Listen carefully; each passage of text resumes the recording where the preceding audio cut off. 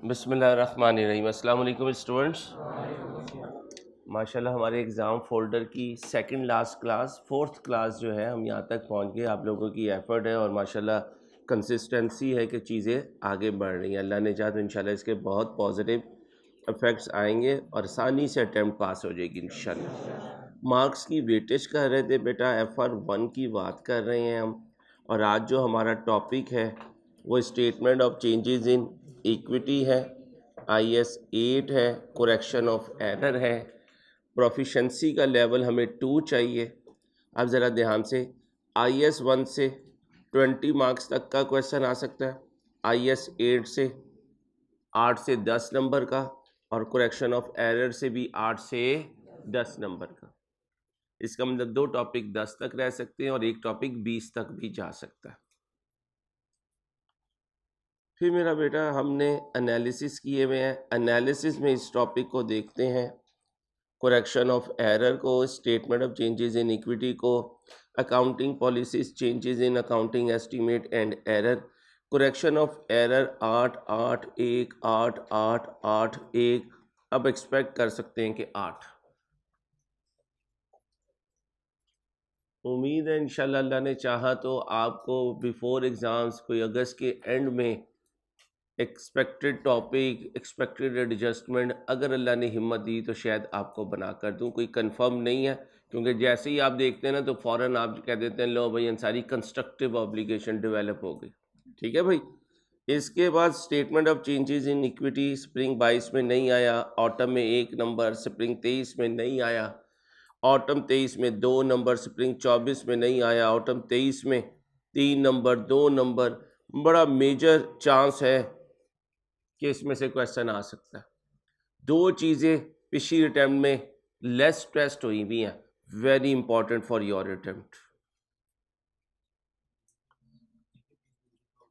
जी क्या कह रहे? आ सकता है ना, आया नहीं है, वो एक अलग चीज है। आ सकता है, आता है ये नहीं है, आ सकता है। ये सारी ग्रिड जो है ये मे भी है कि यहां तक आ सकता है। नहीं पूछा तो उसे ये थोड़ी कहेंगे तूने नहीं पूछ सकता। तेरा चाचा तेरे घर आ सकता है, तू जाके चाचे के कनपट्टी पे पिस्टल रख दे, तू आया नहीं मुझे खरीदने, तो वो कहेगा तेरी चीज ही नहीं ऐसी है, तू क्या मैं तुझे खरीदूं। तो चीज है बड़ी अजीब अजीब। ठीक है, चलो। अकाउंटिंग एस्टीमेट 9 2 15 9 20 2 11 डाडा क्वेश्चन, डाडा। ठीक है भाई, तो 11 आ गया तो एक MCQ में आया होगा ना भाई। कौन 15 में आ रहा है? ये भाई, ये वाला पॉइंट। अच्छा भाई, आई कैप को इतना मासूम, इतना भोला ना समझेगा कि कभी वो अपनी ग्रिड से चेंज नहीं होगा। अभी 2 अटेम्प्ट पहले डिसीजन मेकिंग में से कॉस्ट का 50 नंबर का पेपर आया था। तो क्या पेपर फाड़ के आ गए थे आप? आपके सीनियर पेपर फाड़ के आ गए थे? बाइक और जी ग्रिड चेंज कर दी। तो भाई ग्रिड आई कैप कहता है, ना माने तो हम उससे लड़ नहीं सकते। अब मैं आपको खुश करने के लिए वो लिख दूं जो ग्रिड में लिखा हुआ है और आई कैप ने वो दिया जो ग्रिड से बाहर हो, तो आज ये बात भी तय हो गई। ग्रिड जो है भाई सिर्फ दिखाने का दांत है, बाज दफा वो खिलाने का दांत चेंज कर देगा। जब चेंज कर देगा तो काम खराब भी हो सकता है। साथ में भाई 8वां बच्चा बिठाएं, इधर नहीं पीछे आए जी। अपना पूरा नाम बताएं जरा ऊंची आवाज में, पूरा ऊंची बोलो। चलो साथ हो भाई। बेटा ये माशाल्लाह सहीफी है साथ।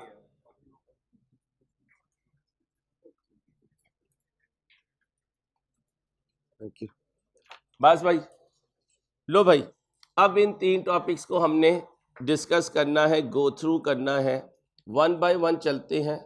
सबसे पहले करेक्शन ऑफ एरर की तरफ चलते हैं। किसकी तरफ चलते हैं? Correction of error.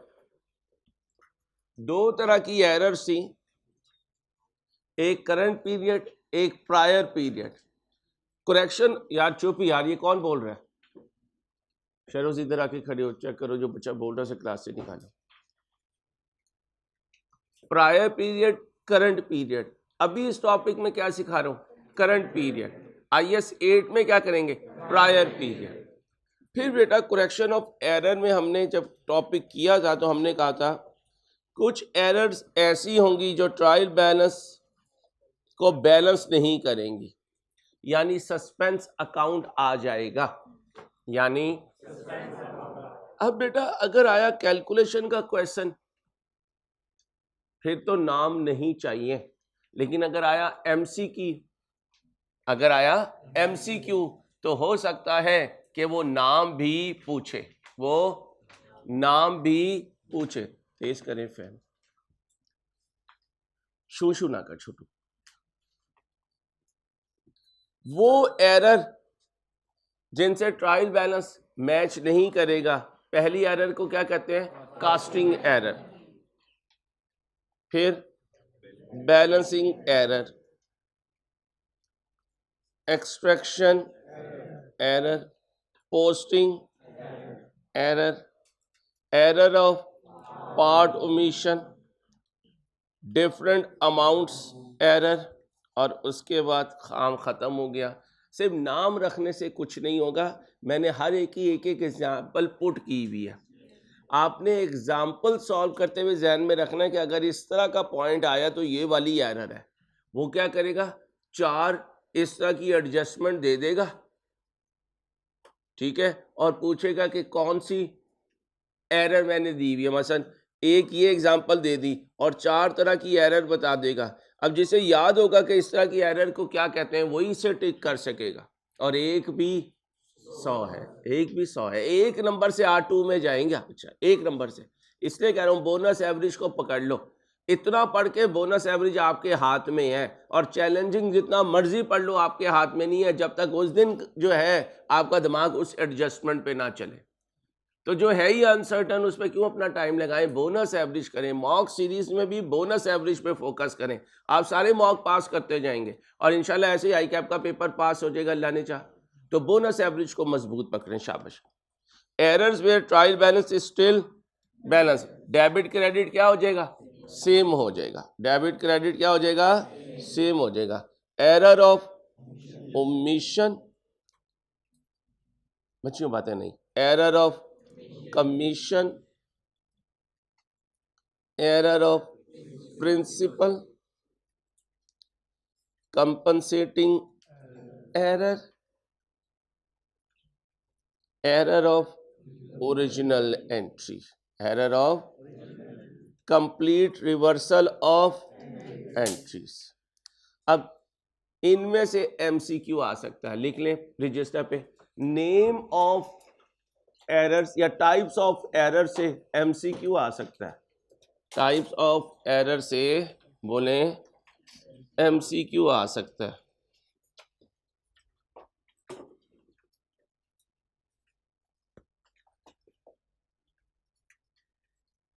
फिर मेरे बच्चों, आपको एडजस्टेड प्रॉफिट कैलकुलेट करना सिखाया था। अगर सिर्फ ये कहे एडजस्टेड प्रॉफिट कर दो तो GP और नेट प्रॉफिट को बाइफरकेट करने की जरूरत नहीं है। बस याद रखना है, income statement item debit profit को और क्रेडिट प्रॉफिट को, इतने से तुम्हारी जिंदगी बन जाएगी। और अगर वो दीवाना हो गया, दीवाने नहीं होंगे तो क्या नाम नहीं होगा, काम भी होगा, नाम भी होगा। ये क्वेश्चन बदनाम बेटा आप होंगे, आप जैसी चीजें बदनाम के लिए ही हैं। आपका नाम ही बदनाम अदनाम अली कर देते हैं। एक GP और एक नेट प्रॉफिट, GP और नेट प्रॉफिट। अब हमें, या शुरू ना कर यार, अब हमें नाम याद रखने पड़ेगा। अब हमें नाम, आपकी सिस्टर्स इधर बैठी हुई है ना, आप उनके साथ जाके बैठ जाए जरा, फिर बाकी बॉयज बैठ जाएंगे। बेटा ये बच्चियां स्वैप कर लें। छोटू, ये कौन बैठी हुई साथ, आप उधर हो जाए। यार ये मेरी बेटी, आप है ना सिस्टर भाई की, आपके साथ कोई बैठा हुआ तो नहीं ना, ये भी बहन बैठी हुई है, चलो साथ हो जाओ। अल्लाह मेरे बच्चों को कामयाब करे और सलाम। साथ हो जाए बेटा, बेटा बैठे, जल्दी से बैठ जाए। लो मेरा बेटा, अब जीपी पर भी इफेक्ट आ सकता है और नेट प्रॉफिट पर भी इफेक्ट आ सकता है। अब हमने याद रखना है sales return, discount allowed, opening stock, purchase, carriage inward, wages, purchase return, discount receive, closing stock, ये सारे तो हैं जीपी के, ये सारे तो हैं। इनके बाद जो कुछ बचेगा वो है नेट प्रॉफिट का। और याद रखें, अब्बे से आपको पड़ी तो छोटे तक ट्रांसफर करेंगे ना, और उतनी ही करेंगे, तो जो जीपी में इफेक्ट आएगा वो अल्टीमेटली नेट प्रॉफिट में भी इफेक्ट आएगा, वो अल्टीमेटली नेट प्रॉफिट में भी इफेक्ट आएगा। इसे बुलाए, चाय दे दे यार जल्दी से। नेट प्रॉफिट में भी इफेक्ट आएगा, उसके बाद जो नेट प्रॉफिट की कहानी होगी वो इफेक्ट आ जाएगा। मेरा दिमाग घूमता है और मेरा दिमाग कहता है कि ये ना हो कि इस दफा वो नाल्टल जैसा क्वेश्चन पूछ ले। कौन सा वाला? नाल्टल में क्या किया था? बैलेंस शीट बनाई थी। क्या बनाई थी? गलत बैलेंस शीट थी और उसको सही किया था। तो तीन तरीके से सवाल आ सकता है। खाली प्रॉफिट में इफेक्ट पूछ ले, लिख लो किस तरह का सवाल आ सकता है। नंबर 1 एडजस्टिंग एंट्रीज पूछ ले। नंबर 1 एडजस्टिंग एंट्रीज पूछ ले।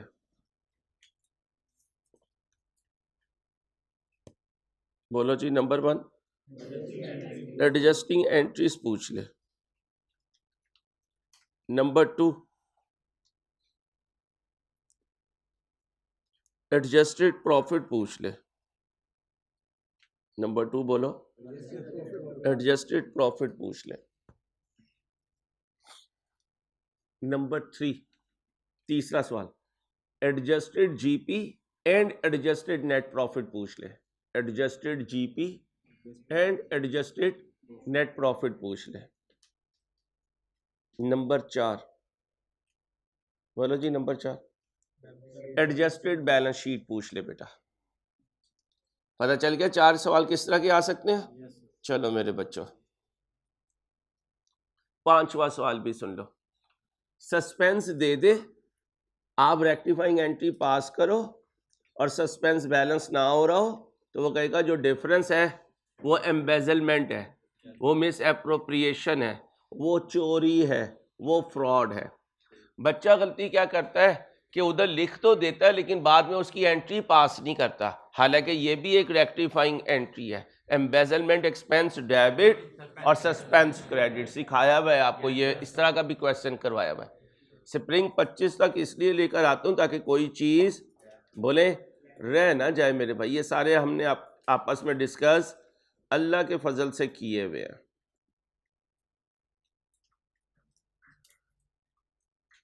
इसके बाद IS 1 की थ्योरी थी। IS 1 की थ्योरी बहुत इंपॉर्टेंट है, लिख लें भाई। IS 1 की थ्योरी बहुत इंपॉर्टेंट है। Statement of changes in equity.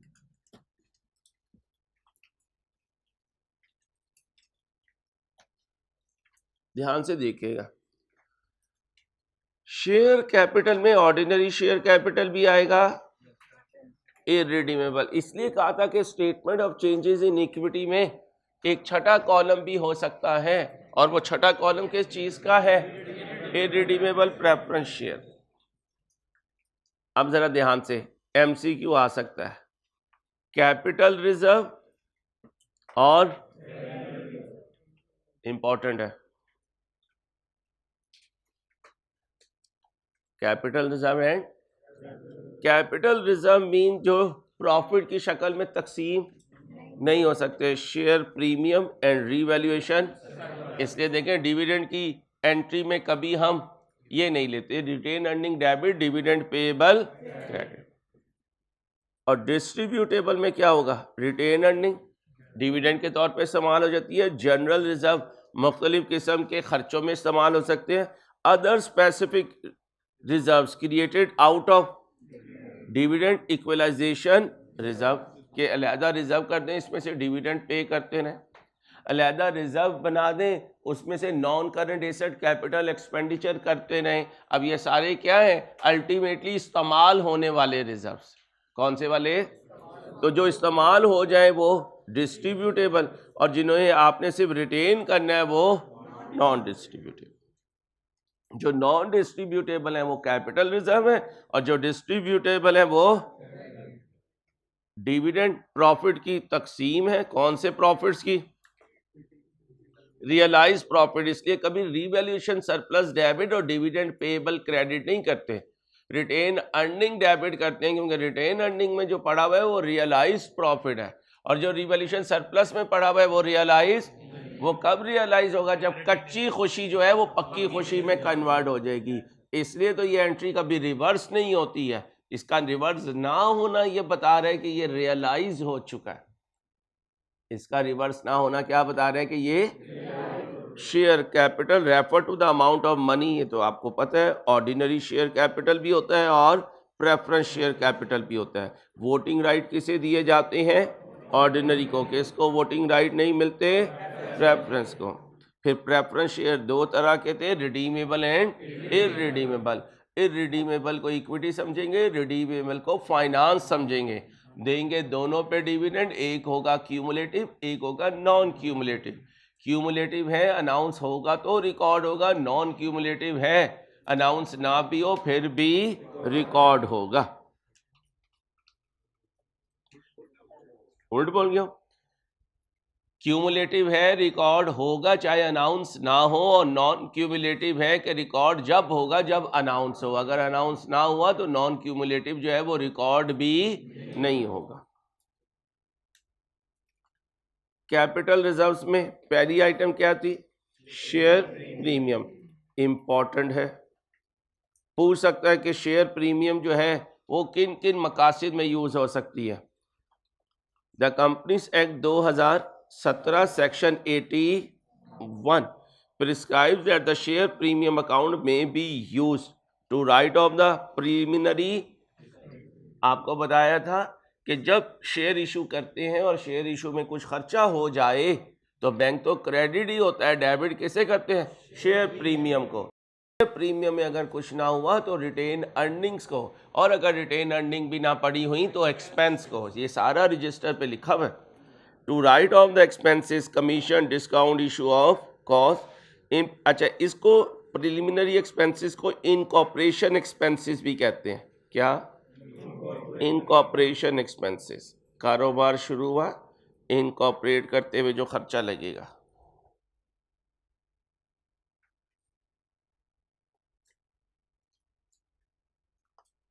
ये कैलकुलेशन ये वाली आपके FR1 लेवल पे नहीं है, लेकिन फिर भी सुन लें।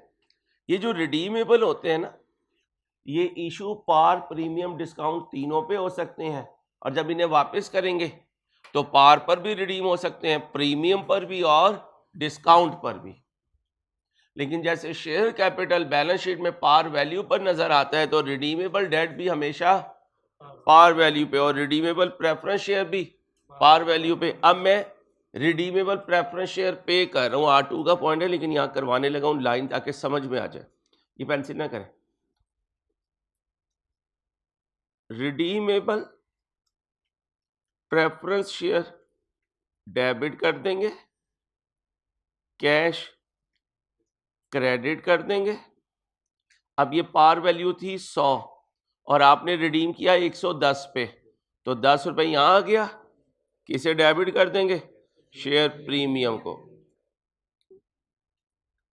और अगर डिस्काउंट पे किया तो शेयर प्रीमियम क्या हो जाएगी? क्रेडिट हो जाएगी, क्योंकि फिर कैश जो है वो कम जा रहा होगा। फिर कैश क्या होगा? कम जा रहा होगा। फॉर इशू ऑफ, हम तो retained earning debit, share capital credit करते हैं, लेकिन एक पास पेपर में उसने कहा था कि बोनस इशू को शेयर प्रीमियम से करो।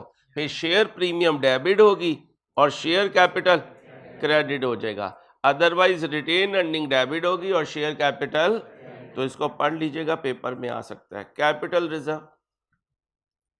Capital reserves are reserve that are not regarded free for distribution by way of two most common capital reserves are share premium and revaluation surplus. Share premium, ये वो वाला ही page दोबारा आ गया, capital reserve था ना भाई, ये पेज डुप्लीकेट हो गया, माजरत। रिवैल्यूएशन सरप्लस हमें सारा पता अल्लाह के फजल से, हमने इसकी सारी एंट्रीज भी की हुई हैं, इसके लेजर भी बनाए हुए हैं, इसे statement of changes in equity में भी शो किया इसे OCI फॉर द ईयर में भी शो किया, इसका बैलेंस जो है वो बैलेंस शीट में एज ऑन भी शो किया। ये सारा हमें अल्लाह के फजल से पता है। अगर नॉन डेप्रिशिएबल के लिए है तो उसके डिस्पोजल पर इसको ट्रांसफ़र करेंगे रिटेन अर्निंग में, और अगर डेप्रिशिएबल के लिए है तो स्टैंडर्ड ने इजाज़त दी हुई है, चाहो तो डिस्पोजल पे कर दो, चाहो तो हर साल कर दो। साइलेंट होने पर हम ये अज्यूम करके चल रहे हैं जैसे हर साल कर रहे हैं। रेवेन्यू रिजर्व्स में रिटेन अर्निंग आती है, जनरल रिजर्व्स आते हैं, एनी अदर। अब रिटेन अर्निंग आल्सो कॉल्ड, ये तीनों नाम बताए हुए हैं, तुम्हारी कसम बताए हुए हैं, कैश फ्लो में बताए थे। जब एक दफ़ा डेबिट बैलेंस आ गया था तो मैंने ये भी बताया था कि डेबिट बैलेंस का मतलब पुराने लॉसेस और क्रेडिट बैलेंस का मतलब पुराने प्रॉफिट्स, क्योंकि लॉस की नेचर डेबिट होती है और प्रॉफिट की नेचर क्रेडिट।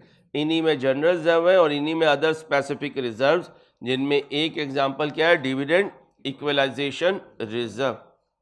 रिटेन अर्निंग आपको पता है, जनरल रिजर्व पढ़ा देता हूँ। General reserve is the amount kept aside from the, कहीं जनरल रिजर्व पहले आया था जी, आया था, statement of changes in equity के फॉर्मेट में लिखा हुआ है भाई, और रिटेन अर्निंग से उधर चला जाता है, उधर से वापस रिटेन अर्निंग में नहीं आता। During its normal operation to meet future need, contingencies, strengthening the company's financial position, increasing working capital, paying dividend to shareholder. अब ये है रीजंस फॉर जनरल रिजर्व्स। ये क्या है? Reasons for general reserves. Usually a transfer to general reserve from retained earning is made with approval of board of, अब ये MCQ में आ सकता है कि जनरल रिजर्व में रिटेन अर्निंग से जो पैसा जाता है वो किसकी अप्रूवल से जाता है? आप लिख देना हमारी अप्रूवल से, जबकि बुक में लिखा हुआ है dividend equalisation reserve. Dividend equalisation reserve is a specific reserve created out of to ensure dividend remain stable irrespective of changes इन,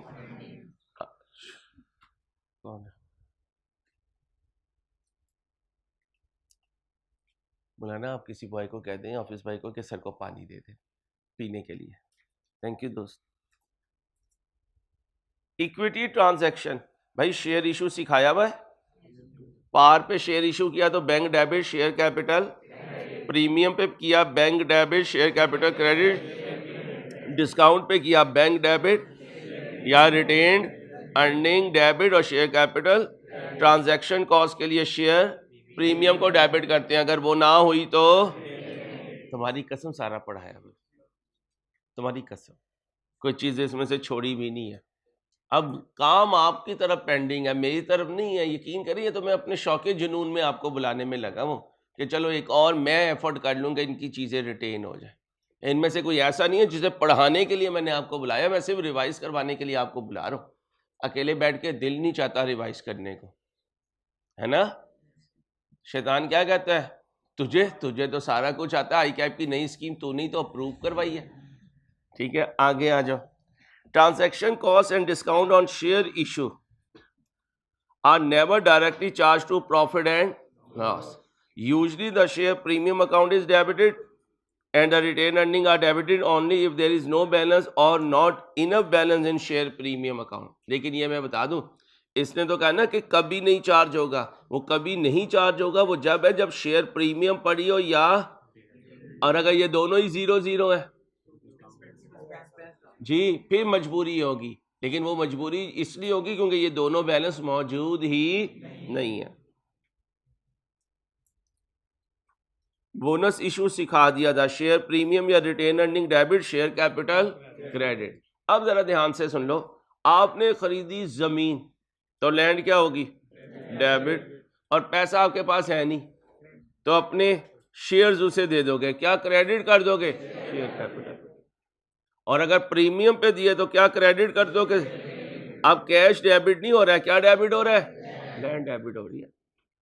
तो शेयर इशू सिर्फ डिविडेंड के इन लियो नहीं होता, सम टाइम किसी एसेट को खरीदने के लिए भी होता है। अच्छा तुमने लोन वापस करना था, पैसा ही नहीं है, लोन डेबिट कर दो, और अगर प्रीमियम पे दिए हैं तो ये भी ध्यान में रखना, ये भी हो सकता है। तो परेशान नहीं होना, पैनिक नहीं हो जाना, सिंपल बस एंट्री पास करनी है। In case bonus issue is made as dividend, retained earnings are debited. However, for bonus issue other than dividend, it is common to utilize the balance of.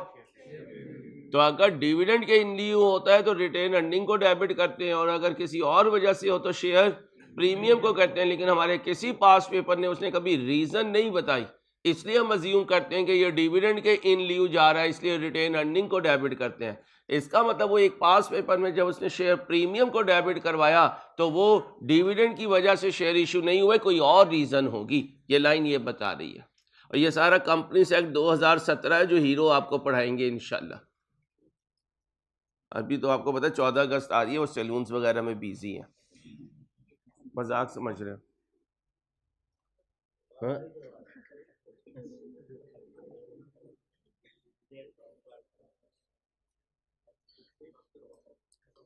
Interim dividend बता दिया था, final बता दिया था. Interim उसी साल में होगा और फाइनल अगले साल में. कैश डिविडेंड की एंट्री बताई थी और इसकी पेमेंट की भी एंट्री है. Dividend payable debit, cash credit. और bonus dividend, retained earning debit, share capital credit.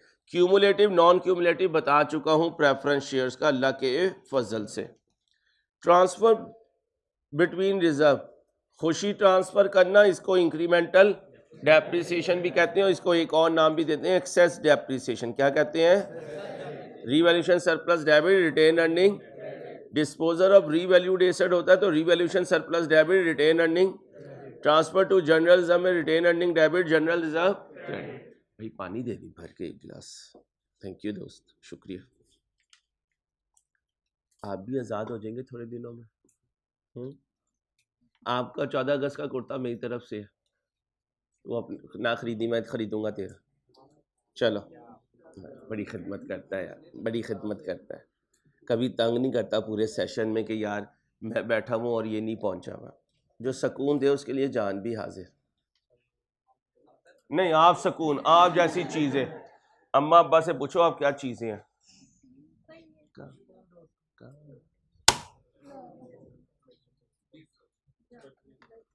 इन्होंने जल्दी की है ना, जल्दी के काम शैतान के होते हैं. शैतान की मिसिस को या बहन को शैतानी, ठीक है. तो मुज़क्कर मुअन्नस पूछते रहा. परी का मुज़क्कर पता चला? परा नहीं होता, चार तेरी ऐसी की तैसी. परी का मुज़क्कर देव नहीं होता है, नहीं फरिश्ता भी नहीं होता है. अच्छा, फरिश्ता मेल है, अल्लाह ने लगता है इन्हें कोई नेक चीज़ देनी नहीं, इसलिए फरिश्ती नहीं बनाई, सिर्फ फरिश्ता बनाया. अब खुद सोचता तुम्हारा ऊपर क्या मुकाम होना है. बाद में ना कहना अंसारी ने बताया नहीं था कि हमारा क्या होने वाला हाल. आओ जी, हूरे हमारे लिए है. अल्लाह तुमने इससे बचाए हूरों को. देखो ये हमारे लिए है. नहीं, दुनिया की औरत हूर नहीं बनेगी बेटा. ये अलहदा बात है कि जो औरत 4 काम करेगी वो जन्नत की हूर से भी ऊंचे खूबसूरती में होगी और ऊंचे मुकाम में होगी. नमाज पढ़े, रोज़ा रखे, शौहर की फरमाबरदारी करे, पर्दे का एहतमाम करे, ये औरत जन्नत की हूर से भी ज़्यादा अच्छी होगी. अल्लाह हमारी सब बहनें बेटियों को ये तौफीक अता फरमाए इंशाल्लाह.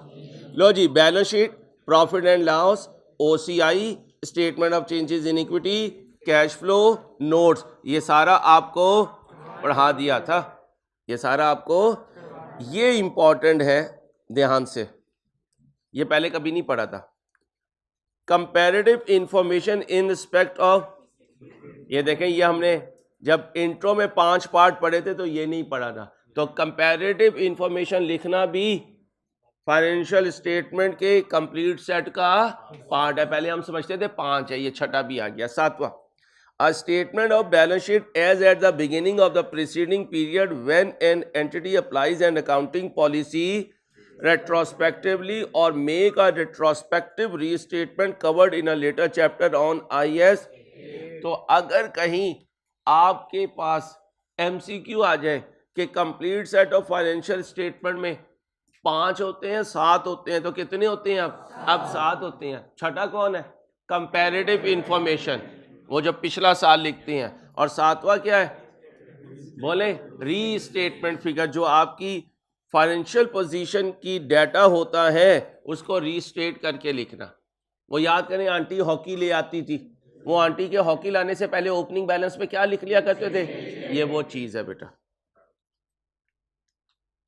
Purpose and statement of changes in equity में ये लिखते हैं, right issue, bonus issue, interim dividend, ये सारा हमने पढ़ लिया हुआ अल्लाह के फजल से। Statement of changes in equity में ये इंफॉर्मेशन देनी है, टोटल कंप्रीहेंसिव इनकम तोड़कर PAT and arose during the year, PAT and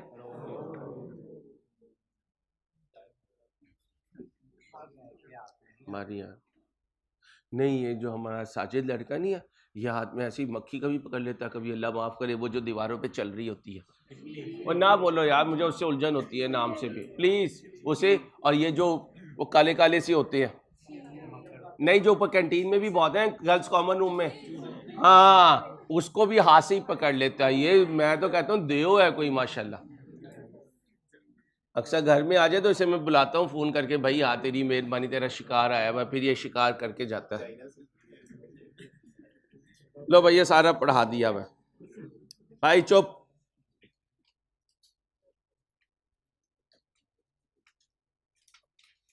ये ओके है, ये फॉर्मेट याद है, करवाया हुआ है। ज़रा 1 मिनट ये एंट्रीज पढ़ लो, सारी करवाई हुई है।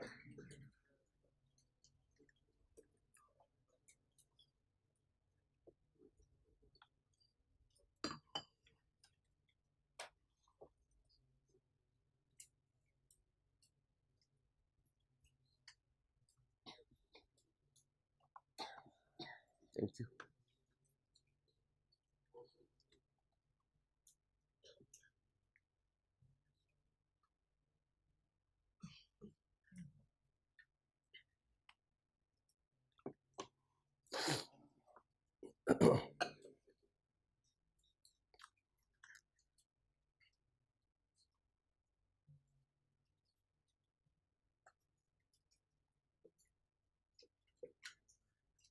सारे एंट्रीज हमने पास पेपर में की हुई हैं अल्लाह के फजल से। ओके हो गया भाई। अब मेरे बच्चों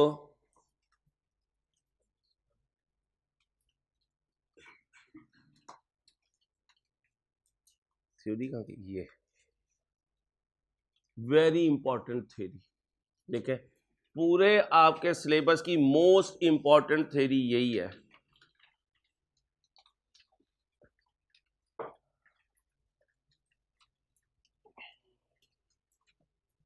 बातें नहीं बेटा, प्लीज पढ़ाने दो यार, रिक्वेस्ट है आपसे।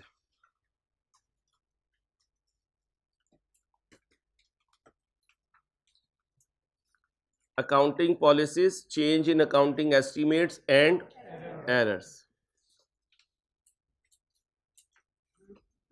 IAS 8 3 चीज़ों पे अप्लाई होता है, अकाउंटिंग पॉलिसी पर, अकाउंटिंग एस्टीमेट पर, और अब IAS 8 में अकाउंटिंग पॉलिसी पहली दफ़ा सिलेक्ट करना भी आता है और पुरानी पॉलिसी से चेंज करना, ये दोनों चीज़ें हैं। फर्स्ट टाइम अडॉप्ट कर रहे हैं अकाउंटिंग पॉलिसी, ये भी इसी में है।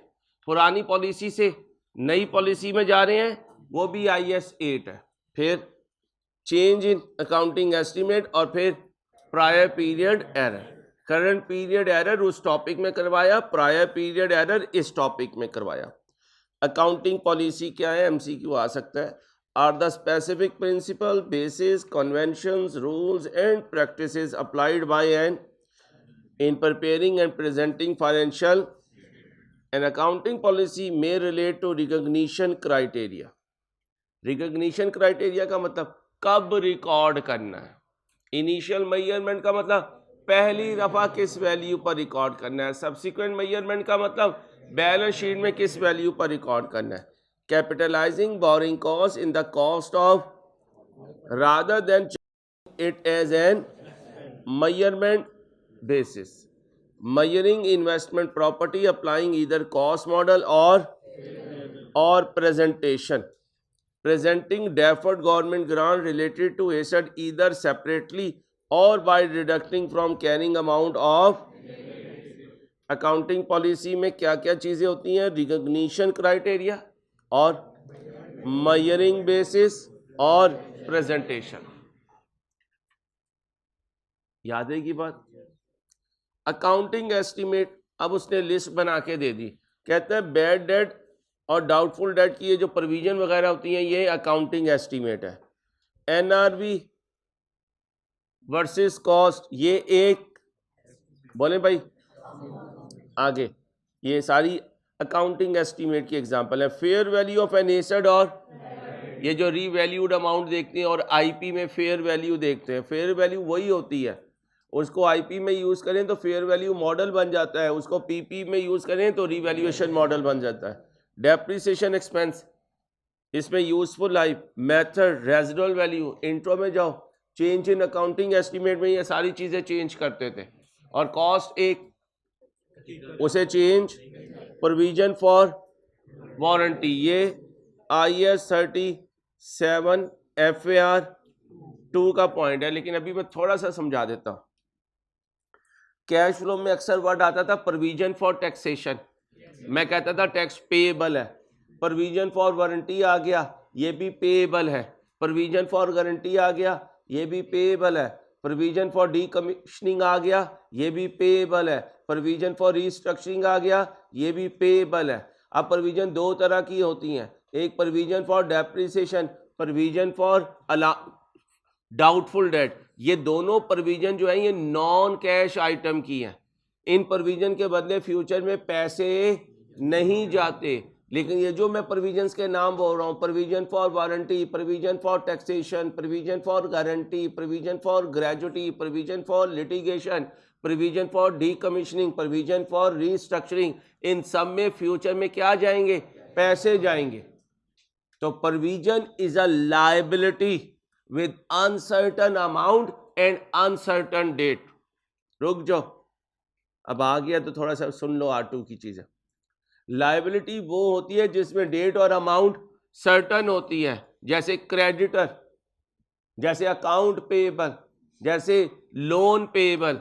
इसमें हमें पता है फ्यूचर में कितनी अमाउंट जानी है, कब जानी है, डेट भी सर्टन है, अमाउंट भी सर्टन है। ये जो मैं बोल रहा हूं इनमें डेट और अमाउंट सर्टन नहीं है, इसलिए इन्हें क्या कहते हैं? प्रोविजन। प्रोविजन भी एक लायबिलिटी है क्योंकि फ्यूचर में इससे पेमेंट होनी है, लेकिन उसकी डेट अभी नहीं कंफर्म। और तो लिखो provision is also a liability with uncertain amount and uncertain date.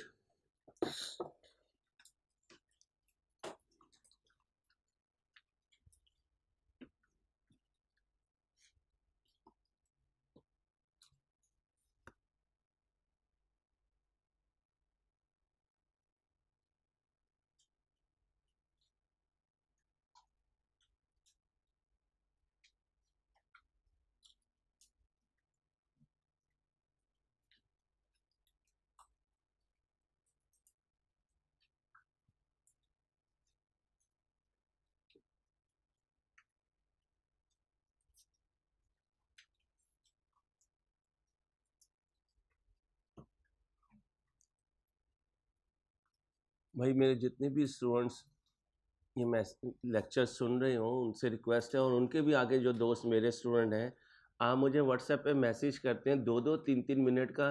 मैं कसम खा के कहता हूँ कि मेरे पास 2-3 मिनट ना खाना खाने के भी नहीं होते।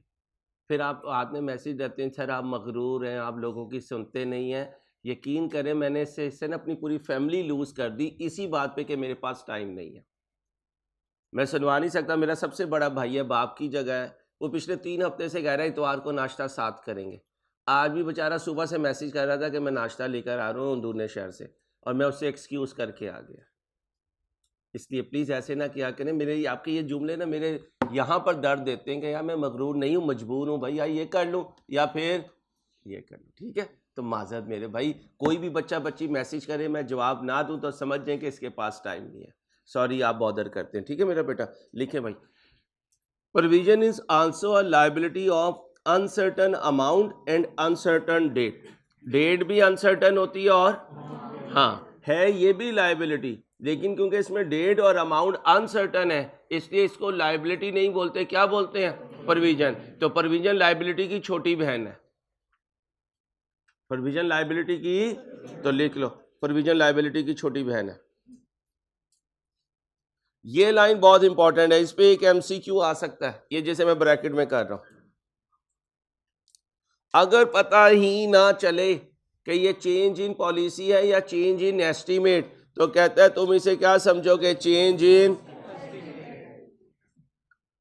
याद रही बात, पता ना चले कि चेंज इन एस्टीमेट है या चेंज इन, तो क्या समझोगे, क्योंकि ये चीजें क्या है, ये चेंज इन एस्टीमेट है, ये चेंज इन एस्टीमेट है। प्रायर पीरियड एरर बता दिया था, इस साल से पहले की जो गलतियां हैं उन्हें ठीक करेंगे, ठीक करके रीस्टेट करेंगे। इनकम स्टेटमेंट की आइटम्स पुरानी ठीक करेंगे, तो उनका इफेक्ट कहां पुट करेंगे, इनकम स्टेटमेंट की पुरानी फिगर सही करेंगे तो रिटेन अर्निंग में, किसमें, और एसेट लायबिलिटी क्योंकि चलते रहते हैं तो उनमें जो गलती ठीक करेंगे वो उनके अपने अकाउंट में होगी। इसलिए देखें जब क्वेश्चन सॉल्व करते थे 3 साल पहले एसेट में जो चेंज आती थी उसे इस साल भी इनकॉर्पोरेट करते थे, लेकिन प्रॉफिट वाली फिगर को सिर्फ उस साल चेंज करते थे, फिर वो रिटेन अर्निंग की शक्ल में आगे आता रहता था।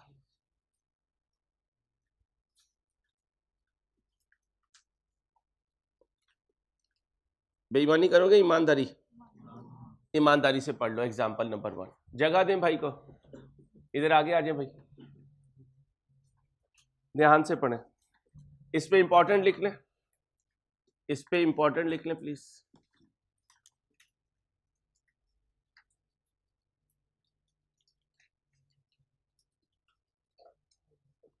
आज मुझे उम्मीद है हम जल्दी फारिग हो जाएंगे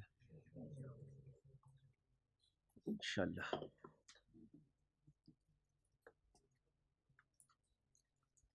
एंटिटी ने चेंज किया accounting for land and building from cost model to, ये चेंज इन, लेकिन इसे डील करेंगे IAS 16 में, दिस इज इंपॉर्टेंट।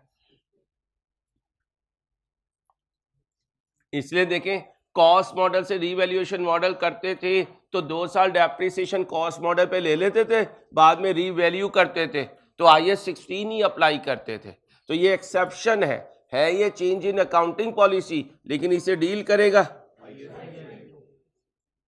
बेटा आपस में नहीं ना, कमेंट्री करेगा, मैं पढ़ा नहीं सकूंगा, मेरी रिक्वेस्ट प्लीज।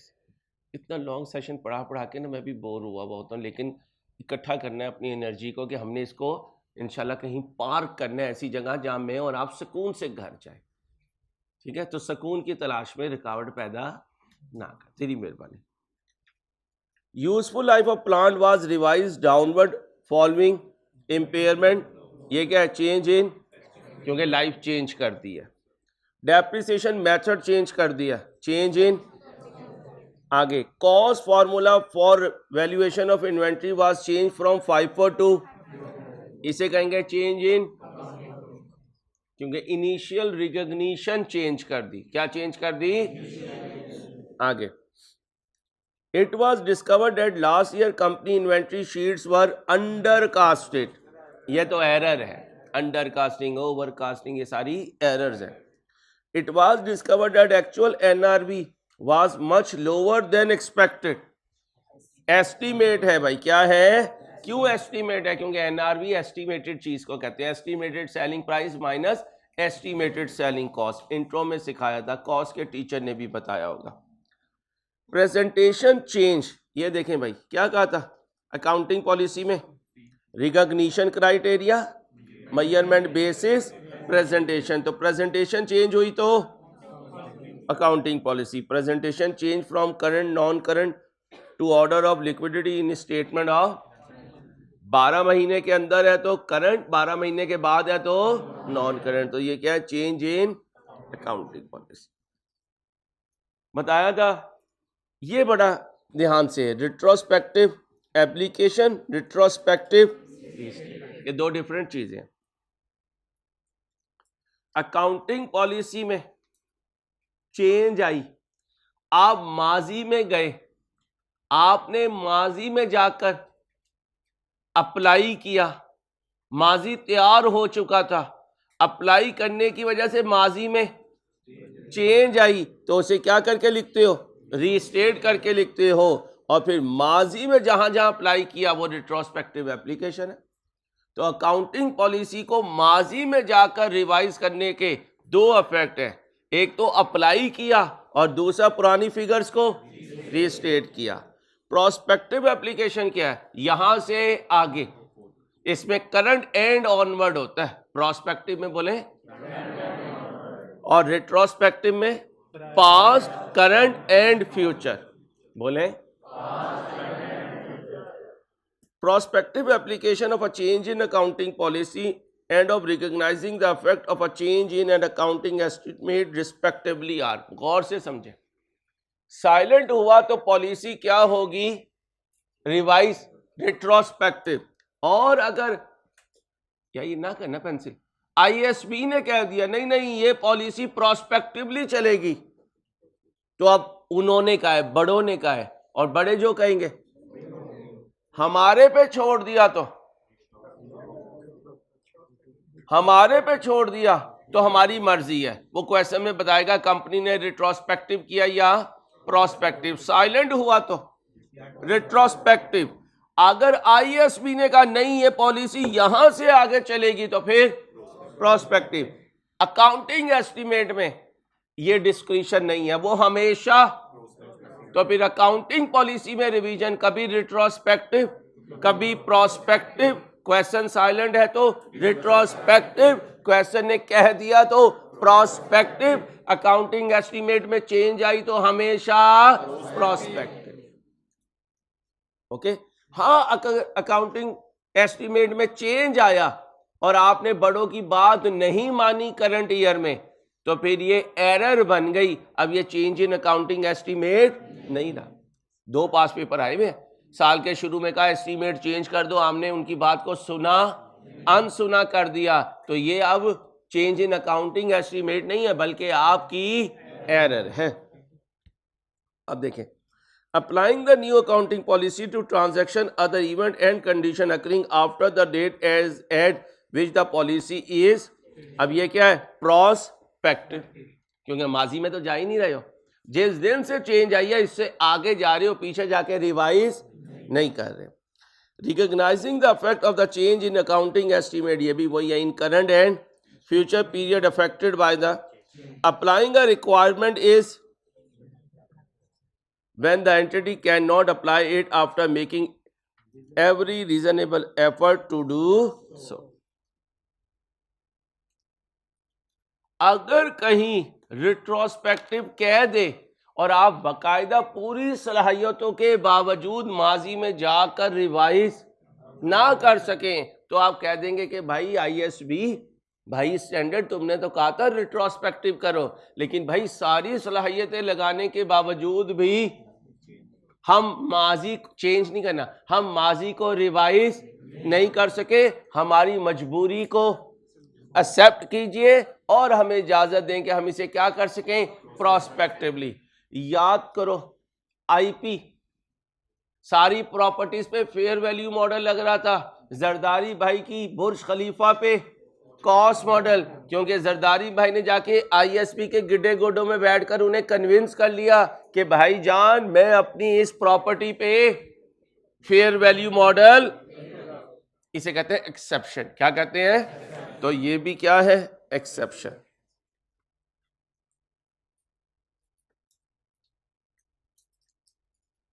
ध्यान से पढ़ें, इंपॉर्टेंट पेज है, बार बार कह रहा हूं, इस स्टैंडर्ड की थ्योरी बहुत इंपॉर्टेंट है थोड़ी गंदी लेकिन है इंपॉर्टेंट।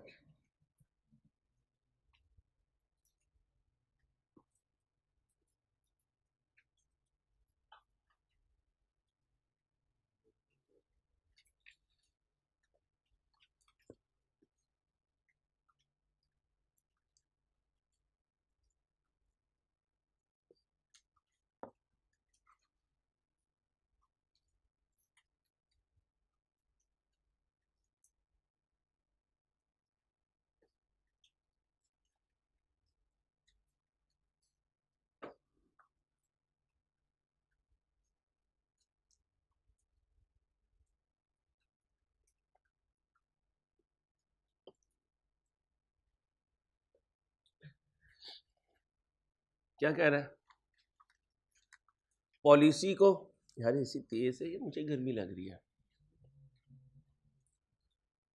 पॉलिसी को सिलेक्ट करना और पॉलिसी को अप्लाई करना।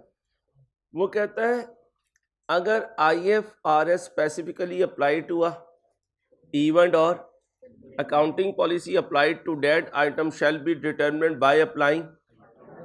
In absence of an IFRS that is applicable specifically, the management shall use its in developing and applying an accounting policy that results in information that is relevant to the or and reliable in that the financial statement represent faithfully reflect the economic substance और legal form में क्या फर्क होता है?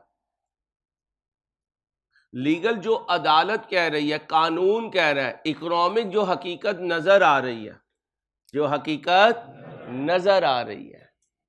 ये बात आपको FR2 में समझ आएगी, अभी समझ नहीं आएगी। बस ये समझ लें हकीकत जीत गई कानून से। अकाउंटिंग किस पर बनती है? लॉ वाली बात पर या हकीकत वाली बात पर? हकीकत वाली बात पर लिखने। एक हकीकत होती है, एक कानून होता है। एक हकीकत होती है, एक कानून होता है।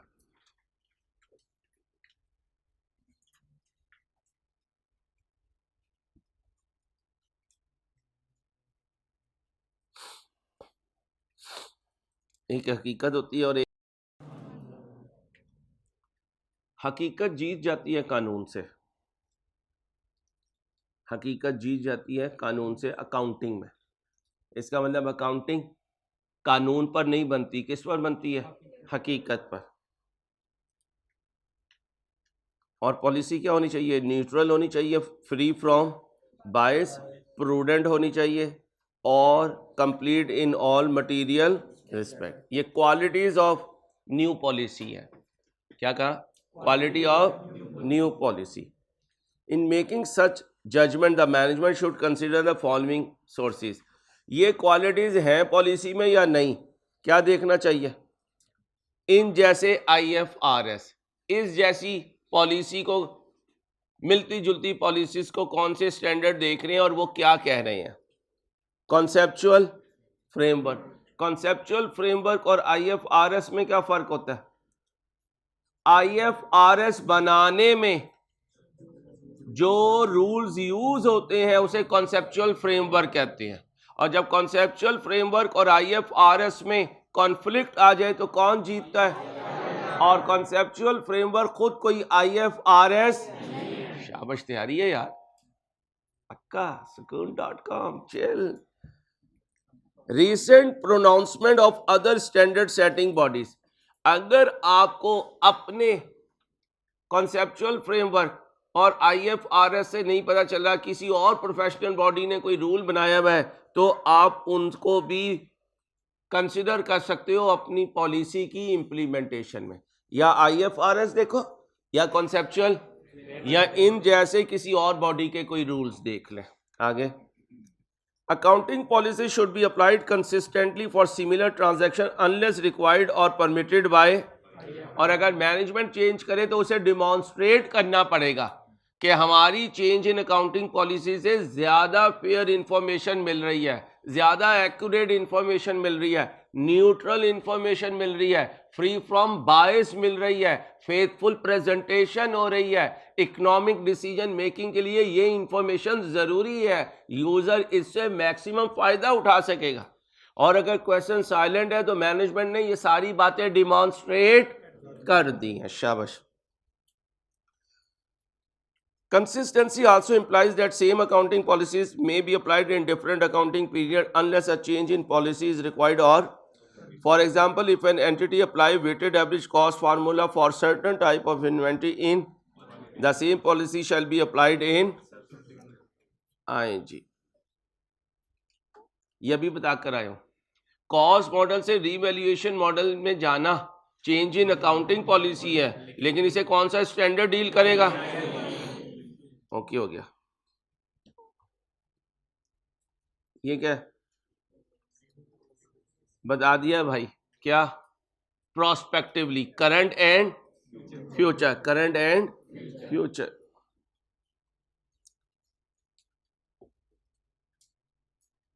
कंपैरेटिव इंफॉर्मेशन बता चुका हूं। जब कभी माजी को चेंज करके लिख रहे हो तो आंटी के आने से पहले रीस्टेटेड लिख लेना, क्योंकि आंटी जो है हॉकी बल्ले लेकर आएंगी।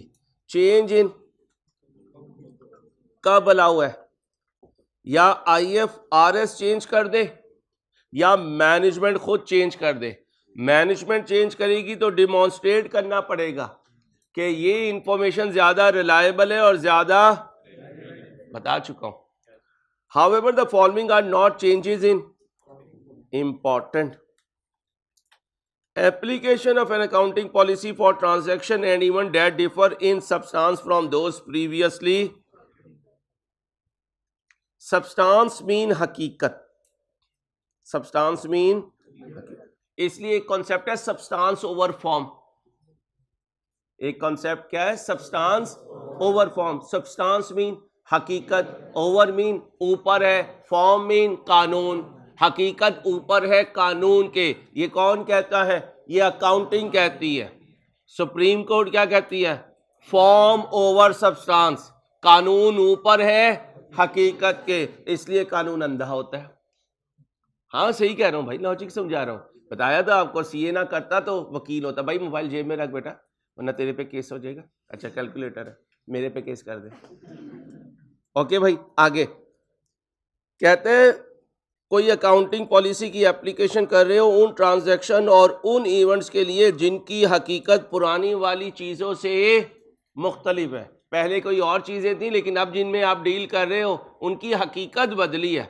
अगर सिर्फ हकीकत बदली है तो उसे चेंज इन अकाउंटिंग पॉलिसी नहीं कहेंगे। आगे, application of a new accounting policy. पहली दफ़ा, ओ भाई पहली दफा अकाउंटिंग पॉलिसी अप्लाई कर रहे हो तो उसे चेंज नहीं कहना। ये देखो IS 8, आ जाना यार, किधर गया यार? ये IS 8 क्या कहता है? पहली दफा और चेंज। तो जो पहली दफा हो रही है वो चेंज नहीं है। IS 8 में है लेकिन चेंज इन अकाउंटिंग पॉलिसी नहीं है। तो adoption for the first time is not change in accounting policy. क्या बोला है? The application of a new accounting policy for transaction and event that did not occur previously or were, और अगर पहले थे भी तो इमटेरियल थे, और आपको पता है इमटेरियल आइटम्स को हम रिकॉर्ड नहीं करते, इसलिए घर वाले तुम्हें बॉदर नहीं करते। तुम्हारा होना ना होना उनके फैसलों को तब्दील नहीं करेगा। से ठीक है, बोल के तो देख के ठीक है। फिर बेटा तेरी अम्मा को ना मैंने कॉल की, क्या तू शेर ठीक है?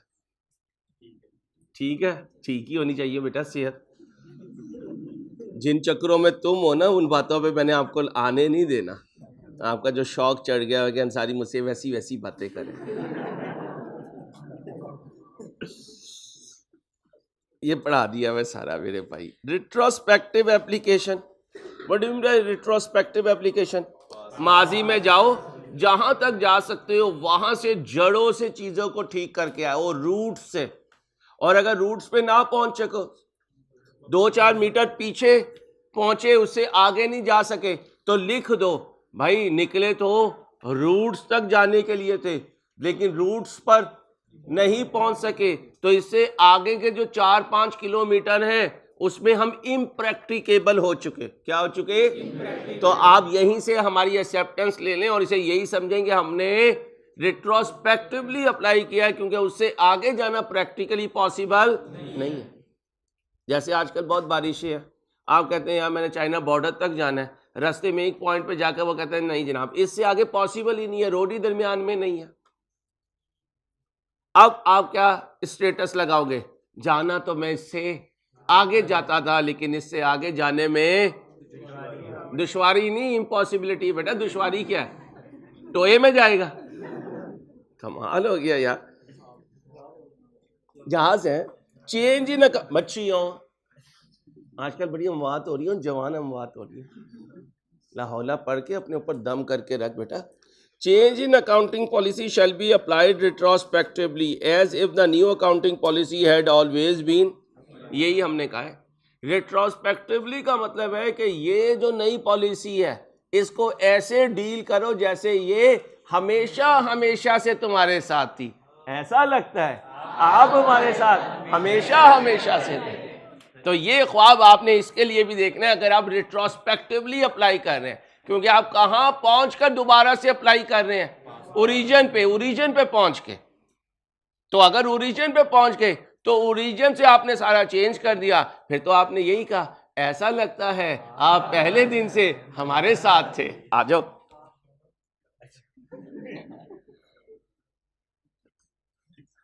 Accept to the extent that it is, और अगर जड़ों तक ना पहुंच सको, रूट्स तक ना पहुंच सको, तो बता दो भाई इम्प्रैक्टिकेबल था, इसलिए मैं वहां तक तो नहीं पहुंच सका, जितना मैं दूर रह गया उसमें मेरी इनएबिलिटी को एक्सेप्ट कीजिए। अज्यूम यही करें कि मैंने रिट्रोस्पेक्टिवली अप्लाई किया। Retrospective application has 3 step. आ सकता है, इंपॉर्टेंट, मैं बार बार कह रहा हूं इसकी थ्योरी इंपॉर्टेंट है क्योंकि गंदी थ्योरी है। हाँ, R2 का पहला लेक्चर ही इस पे होगा, गंदी वाली अच्छी वाली। हाँ, तुम्हारी कसम। रिसर्च एंड डेवलपमेंट चल रही होगी, रिसर्च तो होता ही एक्सपेंस है। डेवलपमेंट के 2 हिस्से होते हैं, अच्छी वाली डेवलपमेंट, गंदी वाली डेवलपमेंट। गंदी वाली डेवलपमेंट एक्सपेंस होती है, अच्छी वाली डेवलपमेंट एक्टिविटी एसेट होती है। भाई मैं अपने कॉन्सेप्ट बोल रहा हूं तो आप जो मर्जी बकवास समझते रहो, ठीक है भाई। चलो, मैंने इसलिए कहा है मेरे लेक्चर सुनते हुए आपने अम्मा अब्बा के सामने लेक्चर ऑन नहीं करने, वरना उन्होंने कहना बच्चे खराब कर रहा है। आपके बच्चे अगर हमारे साथ रहेंगे ना इंशाल्लाह, अल्लाह से डर के कह रहा हूँ, बिगड़ेंगे नहीं इंशाल्लाह। और ये जो मैं मजाक कर रहा हूँ इनसे करने दिया करें, आप भी किया करें। हाँ सही कह रहा हूँ, बीमारी को रोज पकड़ के कहा करें मैं तेरे लिए सेहत लेकर आऊंगी, देखेगा ये आपको दोस्त बना लेगा। जब ये आपको दोस्त बना लेगा तो बाहर वाले इसे कैप्चर नहीं कर सकेंगे। आज हमारे बच्चे हाथों से निकल ही इसलिए रहे हैं क्योंकि बाहर उन्हें दोस्ती मिलती है, घर में उन्हें दोस्ती नहीं मिलती। घर में दोस्ती बनाए। इन बातों से इन्होंने बिगड़ना नहीं है, इन बातों से नहीं बिगड़ना। इन्होंने जिन बातों से बिगड़ना है हम खुद प्रमोट करते हैं वो बातें, जब इनसे हम खुद को दूर करते हैं। तो अपने बच्चों को अपने से करीब रखें, इमोशनल डायलॉग मारते रहा करें।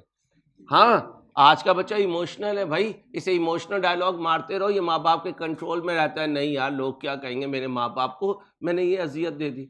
हम बोलते ही नहीं, हम तो सीधे कुफर के फतवे लगाते हैं, तुम तो हो ही काफर, तुमने क्या नमाज पढ़नी। अब ये बच्चा कैसे नमाज पढ़ेगा, झूठ बोलेगा आपसे। इसलिए प्लीज समझे जरा चीजों को। और ये जितनी माएँ लेक्चर सुन रही होती हैं, पहले आप हलवे शलवे कुछ बना के भेज दिया करती थी, अब तो कोई बच्चा भी नहीं लाता। सर आप इतना पढ़ाते हैं दिमाग वीक हो गया होगा, ये अम्मा ने गाजर का हलवा बादाम वाला भेजा। तो मेरी जितनी बहनें सुन रही हैं जरा कुछ ख्याल करें, गाजरें आ रही हैं, कोई हलवे शलवे बनाए। आओ जी बेटा, तू घर जाके जिंदा सलामत वापिस आ जा, तेरे अब्बे ने तेरा पर्चा कटवा दिया। वह apply new policy in year 2023 is, ठीक है। रिट्रोस्पेक्टिव एप्लीकेशन के 3 स्टेप है। सबसे पहले तो 23 में अप्लाई करो। Apply new policy in as if the new accounting policy had always been, ऐसा लगता है तुम मेरे साथ, तो फिर 22 में भी अप्लाई करो। फिर for periods before the comparative figure, 23 से पीछे 22 तो लिखना ही था, फाइनेंशियल स्टेटमेंट का कंपोनेंट है। अब 22 से पीछे जाओ, 21, 20, 19, 18, 17, 16, 15, 14, 13, 12, 11, 10, 9, 8, 7, 6, 5, 4, 3, 2, यहाँ पे रुक गए, आगे रास्ता ही बंद है। इंडियन बॉर्डर आ गया। हमने आना था सन 2000 में, तो 2001 जो है वो इंडिया की टेरिटरी में, उनकी ज्यूरिस्डिक्शन में चला गया। अब लिख दो कि आगे गया तो सरदार मुझे गोली मार देगा। मेरे लिए क्या अज्यूम कर लो, इम्प्रैक्टिकेबल है, मेरे पास इंडिया का वीजा नहीं है, ये लिखा हुआ है। For period before the comparative figure adjust the opening balance of earliest comparative period. याद करो, prior period errors, prior period adjustment. Comparative से पीछे जितना कुछ है, अगर रूट्स पे जा सको तो वहां से इकट्ठा करके ले आओ, रूट से थोड़ा दूर जा सको वहां से इकट्ठा करके ले आओ, और सारे को लाके कंपैरेटिव के ओपनिंग में एडजस्ट कर दो और उसे नाम दे दो प्रायर पीरियड एडजस्टमेंट। पढ़ा चुका हूं भाई, ये हो गया। ओके ओके ओके, लिमिटेशन पे कोई एमसीक्यू आ सकता है। When it is impracticable to determine the period specific effect, the entity shall apply the new accounting policy retrospectively from the, जैसे मैं 2023 से चला तो 2002 तक पहुंच सका, इससे पीछे नहीं जा सका, तो यहां से शुरू कर दो, शोर ना करें। When it is impracticable to determine the cumulative effect at the beginning of the current period of applying a new accounting policy to all prior period, आप कहते हो भाई मैं एक साल भी पीछे नहीं जा सकता, इतनी रुकावटें हैं। The entity shall adjust the comparative information to apply the prospectively from the earliest, जितना जा सकते हो उतना जाके आगे लिख दो कि इम्प्रैक्टिकेबल है, इससे पीछे में very very important disclosure. When a change in accounting policy has an effect on the current period or any or would have an affected that period except it is impracticable to determine the amount of the or might have an effect on future period, the following must be disclosure. The title of change due to, तो disclosure में लिखोगे IFRS का नाम, और अगर management ने खुद change किया तो उसने IFRS को तो नहीं फॉलो किया, उसने तो खुद किया, वॉलंटरीली उसने चेंज किया है, तो फिर आप IFRS का हवाला नहीं दोगे। Nature of the change in IFRS की वजह से चेंज हुई तब भी बताओगे, मैनेजमेंट की डिस्क्रिशन पर चेंज हुई तब भी बताओगे। When applicable, that the change in accounting policy is made in accordance with its transitional provision and a description of those transitional provisions and their effect on future periods. याद रखना transitional provision क्या होती है? आजादी, flexibility, इजाजत। जितनी इजाजत देगा वो कौन देगा? IFRS। तो सिर्फ इसमें करोगे, इसमें थोड़ी करोगे, इसमें तो है ही मैनेजमेंट की डिस्क्रिशन पे।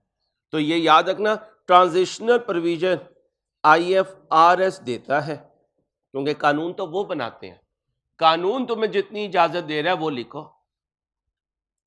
The reason why the new accounting policy provides reliable and, तो भाई ये तो मैनेजमेंट करती है तो होता है, इसका IFRS से कभी सुप्रीम कोर्ट ने रूल पास करके कहा हम ये रूल इसलिए पास कर रहे हैं, ये ऐसे होगा, ये ऐसे होगा, नहीं, ये नहीं लिखा जाता, सिर्फ कानून लिखा जाता है कि कल से ये एप्लीकेबल है। तो ये बात कौन देगा? मैनेजमेंट। इस वाले केस में ये बात नहीं होगी। For the current and previous period the extent practicable the amount of the adjustment for each financial statement line item affected and EPS if 33 is, तो दोनों में करोगे। याद करो EPS को हमेशा रीस्टेट करते थे, EPS को हमेशा, और डायलॉग क्या मारते थे? ऐसा लगता है आप हमारे साथ हमेशा हमेशा से थे। To the extent practicable the adjustment relating to before those, कितने प्रेजेंट करते हैं पीरियड? 2, current and comparative.